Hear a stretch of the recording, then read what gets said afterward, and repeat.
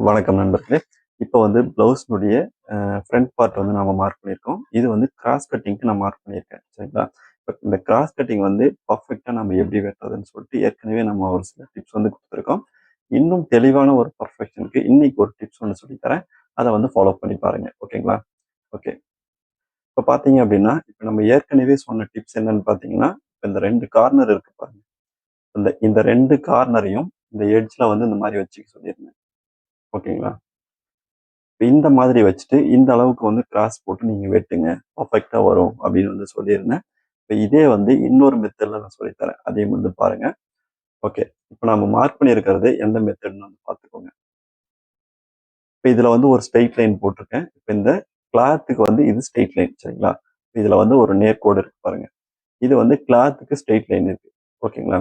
இந்த கிளாத்தினுடைய straight line வந்து இப்போ பேக் பார்ட்ல எப்படி மேட்ச் ஆகணும்ங்கிறத பார்ப்போம். இப்ப இந்த எண்டுல வந்து இந்த கார்னர் உட்கார்ற மாரி வச்சுக்கோங்க. அதே மாதிரி இந்த எண்டுல இந்த கார்னர் வந்து உட்கார்ற மாரி வச்சுக்கோங்க. அந்த ஸ்ட்ரெய்ட் லைன்ல இந்த மாதிரி போட்டுக்கோங்க. சரிங்களா? இப்ப இந்த எண்ட் வந்து இந்த இடத்துல உட்காரணும். இப்ப இந்த எண்ட் வந்து இந்த லைன்ல உட்காரணும். இந்த மாதிரி போட்டுட்டு இந்த கிராஸ் கட்டிங் வந்து மார்க் பண்ணி வெட்டி பாருங்க. ரொம்பவே பெர்ஃபெக்ட்டா இருக்கும். ஓகே. Okay friends. இந்த மாதிரி யூஸ்ஃபுல்லான நிறைய இன்ஃபர்மேஷன் நீங்க தெரிஞ்சுக்கணும்னு நினைச்சீங்கன்னா நம்ம சேனலை சப்ஸ்கிரைப் பண்ணி வச்சுக்கோங்க. இந்த வீடியோ பிடிச்சிருந்தா லைக் பண்ணுங்க. உங்க ஃப்ரெண்ட்ஸ்க்கும் ஷேர் பண்ணுங்க.